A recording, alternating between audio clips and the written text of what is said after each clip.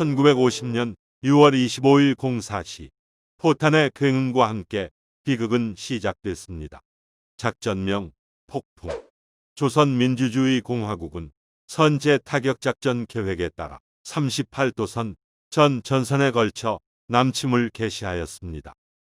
한국군은 압도적인 화력을 가진 북한군의 기습 공격을 저지할 수 없었습니다. 소련제 탱크 T-34를 앞세운 북한군은 전쟁 발발 당일 개성과 동두천, 포천을 점령하였고 서울로 진격하였습니다. 27일 03시 북한군에 의한 서울 함락이 임박하자 이승만 정부는 서울을 탈출하였습니다.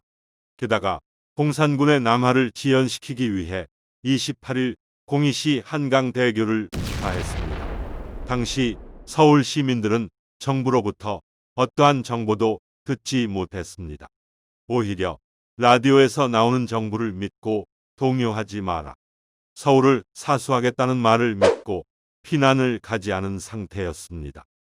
북한군이 서울에 입성하였고 90만 명에 달하는 서울 시민 대부분이 꼼짝없이 북한군 치하에 갇혔습니다. 이들은 9.28 수복 때까지 석 달 동안 끔찍한 공산 통치를 감내해야 했습니다. 전쟁이 나지 않을 것이라는 미군과 한국군 참모진 오판의 시작으로 육군 정보국에 북한 군 38선 집결 보고서를 묵살한 대가는 참혹했습니다. 정부는 임시로 대전으로 옮겼다가 전황이 불리해지자 대구를 거쳐 부산으로 옮겨야 했습니다. 6월 28일 한강 이북의 서울을 점령한 북한군은 3일 동안 그곳에서 지체하였습니다. 그 덕분에 한국군은 전열을 정비할 귀중한 시간을 얻었습니다. 정부와 한국군이 전열을 정비함으로써 유엔군의 참전이 가능해진 것입니다.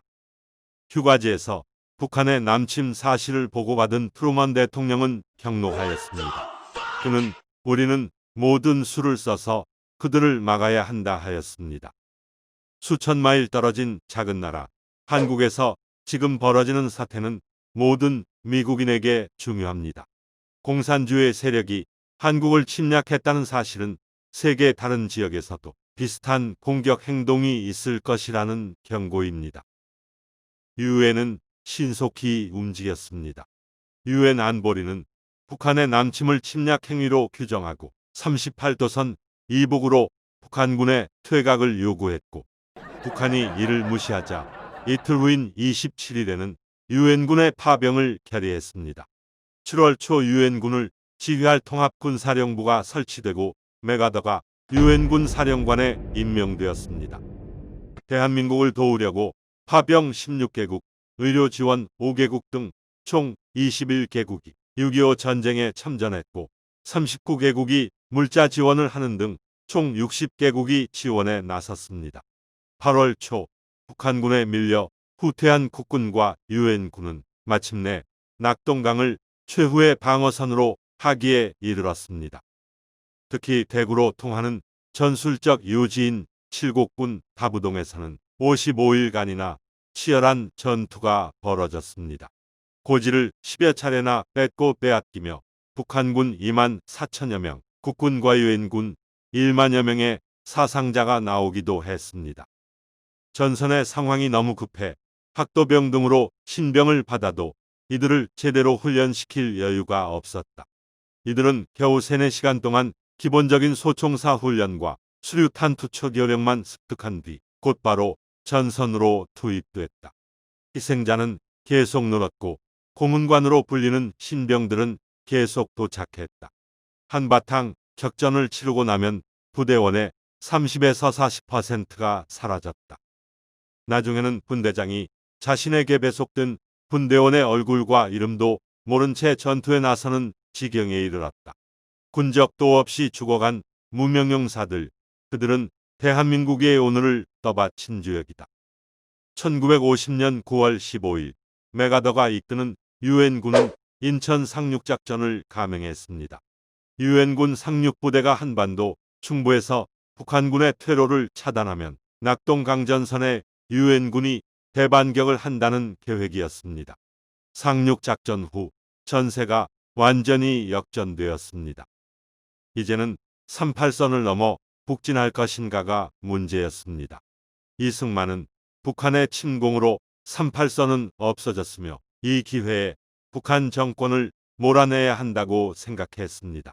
9월 말 대구의 육군본부에서 한국군 지휘관 회의를 소집하여 국가의 최고 통수권자로서 북진 명령을 내렸습니다. 그에 따라 10월 1일 강릉 방면의 국군 3사단이 최초로 38선을 돌파했습니다. 10월 7일에는 유엔군이 38선을 넘었고 그 뒤 유엔 총회가 이를 추인하였습니다. 모두들 전쟁이 막바지에 이른 것으로 생각했습니다. 10월 1일 김일성은 다급히 스탈린과 마오쩌둥에게 구원을 요청했습니다. 이때부터 적의 주력은 북한군이 아니라 중공군이었습니다. 당시 메가더가 예상했던 참전 중국 인민지원군의 숫자는 약 8만에서 12만 사이라고 예측했습니다.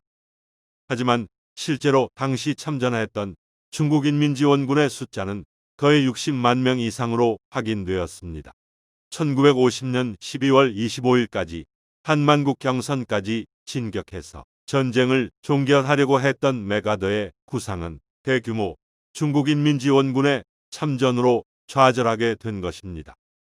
1953년 7월 27일 오전 10시 우여곡절 끝에 판문점에서 정전협정이 체결되었습니다. 3년 1개월 2일 1129일 동안 계속됐던 한국전쟁은 휴전 상태로 들어가게 되었습니다. 한국전쟁은 단순히 대한민국만의 아픔이 아닌 한국을 도왔던 참전국 모두에게 아픔으로 남아 있습니다. 한 해외 커뮤니티에 한국전쟁에 참여했던 필리핀 군인이 전우를 기리기 위해 거수 격려하는 사진이 올라와 큰 관심을 받았습니다. 여러분들은 머리카락이 하얗게 변해버린 한 할아버지의 흐트러짐 없는 격려 사진을 보며 어떤 생각이 드십니까? 해외 누리꾼들의 반응을 살펴보겠습니다. 일통전투는 우리 필리핀을 빛나게 한 순간으로 알고 있습니다. 사진에 콜롬비아가 보이지 않습니다. 저희도 5,000명의 군대를 보냈어요. 이 기념관에 가보고 싶네요. 위치가 어디죠? 젠장, 멕시코에서는 미국 대 북한 갈등으로 가르쳤습니다. 이 전쟁에 얼마나 많은 국가가 관여했는지 항상 놀랍습니다. 심지어 에티오피아까지. 한국에 파병한 모든 국가에 진심으로 감사드립니다. 우리는 항상 기억할 것입니다. 시청해 주셔서 감사합니다.